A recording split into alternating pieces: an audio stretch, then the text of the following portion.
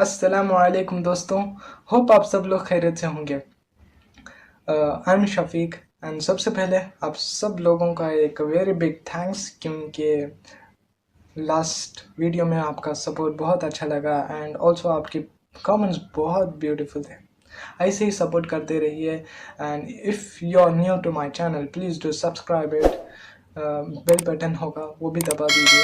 Okay, तो आज के इस वीडियो में हम जानेंगे कि चाइना में कुछ नया वायरस आकर है।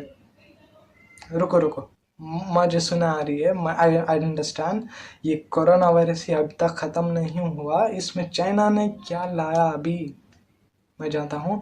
एंड आज के इस वीडियो में आप वो नया वायरस के बारे में हम जानेंगे, राइट। सो थोड़ा कुछ डिफ़िकल्टी रहेगा, साइंटिफिक टर्म्स रहेंगे या फिर कुछ मुझे ही समझने के लिए बहुत मुश्किल हुआ, तो I will make it simpler for you. तो without any wait let's go into the video. Beijing के जियांगसू के स्टेट में रहने वाला एक 41 ईयर्स ओल्ड आदमी को एक कुछ इलनेस की वजह से इसे अप्रैल 28 को हॉस्पिटलाइज किया गया, और एक महीने के बाद मई 28 को ये पता चलता है कि इसके अंदर कुछ एक नया वायरस फाउंड आउट किया गया है, जो बीजिंग नेशनल हेल्थ कमीशन कह रही है। तो ये नया वायरस का नाम है H10N3। ये जनरली ये बर्ड्स में पाई जाती है ये इन्फेक्शन, और ये this is the first time globally कि ये बर्ड्स से ह्यूमन को ट्रांसमिट हुआ है। एंड अब बहुत सारे कंट्रीज पूछ रहे हैं कि ये क्या नया वायरस चाइना के अंदर इवॉल्व हो रहा है, कि अब तक कोरोना ही ख़त्म नहीं हुआ, अब ये नया वायरस क्या है, क्या ये एपिडेमिक बन सकता है, नेक्स्ट एपिडेमिक पैंडेमिक। तो अब ये बहुत कन्फ्यूजन में है। एंड ऑल्सो अब ये NHS ये भी कह रही है कि हम डरना मत, हमने ये बंदा, ये जो भी पेशेंट है, इसने जितने भी कॉन्टैक्ट में गया था, हमने उन सारे कॉन्टैक्ट जो भी लोगों से इन्हें मिला था, हम उन सब लोगों की टेस्ट कर दी है और इतना भारी कुछ सिम्टम्स नहीं पाए गए हैं। एंड ऑल्सो ये भी कह रहे हैं कि आप इस डिसीज़ से डरने की ज़रूरत नहीं, क्योंकि ये बहुत रेयरली होता है। ये ह्यूमन टू ह्यूमन ट्रांसमिट होना ये इम्पॉसिबल है, एंड ये बर्ड से ह्यूमन ट्रांसमिट होना ये समटाइम्स होता है।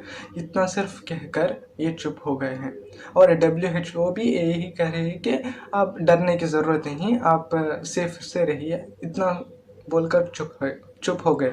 इसके बाद इसके ऊपर कुछ भी रिपोर्ट्स नहीं आई है चाइना की तरफ से। एंड यहाँ पे दिख रहा है कि ये कितना ट्रांसपेरेंसी नहीं है इस केस में, क्योंकि ये हमें पता नहीं चलता कि ये आदमी कहाँ से है और ये आदमी क्या करता है, राइट।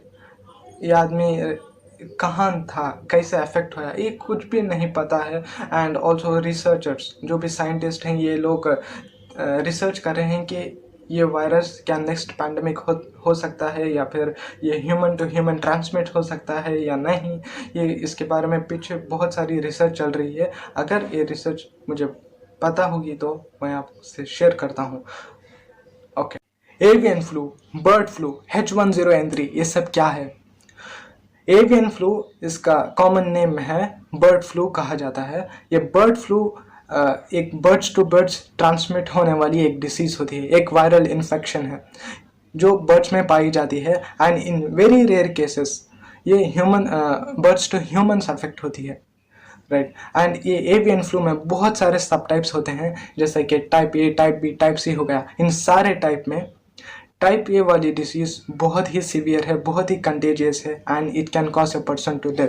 इससे एक पर्सन की डेथ हो सकती है, राइट। ये टाइप A में बहुत सारे सब टाइप्स होते हैं, जैसा कि दो सब टाइप्स ये हैं कि H and N होता है। इसमें 2 फेस्ड प्रोटीन्स होती है इस वायरस पर, जैसा कि एक वायरस हो गया, इसके ऊपर जो कोटिंग होती है, जो कोटिंग होती है, इसे वायरस कहते हैं, जो प्रोटीन्स कहते हैं उसे। एंड जैसे ही कोविड को देख लो, कोविड का वायरस देखे तो एक उसके ऊपर क्राउन होता है, इससे आइडेंटिफाई किया जा सकता है कि ये कोविड है, राइट। ऐसे ही ये एवियन फ्लू जो होता है, इसके ऊपर 2 सरफेस प्रोटीन होती है, एंड इसके नीचे 2 कैटेगरी से डिवाइड होता है, एक H and N। H का मतलब है हेमोग्लूटिनिन एंड N होता है न्यूरमिनिडाइज। तो हेमोग्लूटिनिन जो होता है इसके अंदर 16 सब टाइप्स होते हैं, जैसे कि H1, H2, H3 to H16 सब टाइप्स होते हैं। एंड N के अंदर न्यूरोमिनिडाइज, इसमें N1 to N9 तक के सब टाइप्स होते हैं। एंड जो भी एक फ्लू क्रिएट होता है तो ये दोनों के कॉम्बिनेशंस के अंदर ही क्रिएट होता है।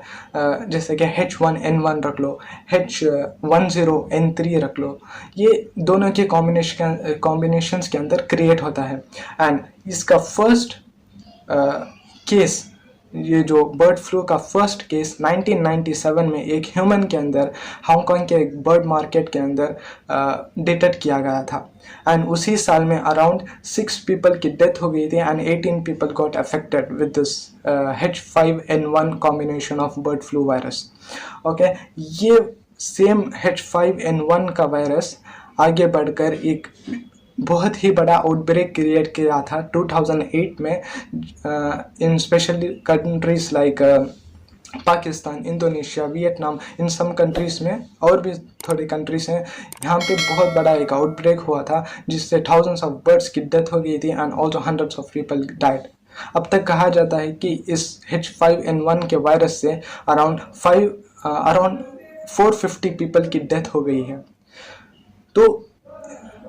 तो ऐसे ही 2013 में H7N9 का वायरस डिटेक्ट किया गया था दूसरे कॉम्बिनेशंस में। एंड इसमें इस साल 1660 पीपल अफेक्ट हो चुके थे and also 616 people got death.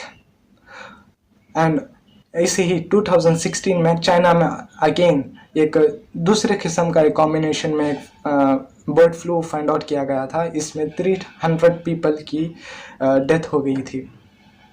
तो क्यों चाइना?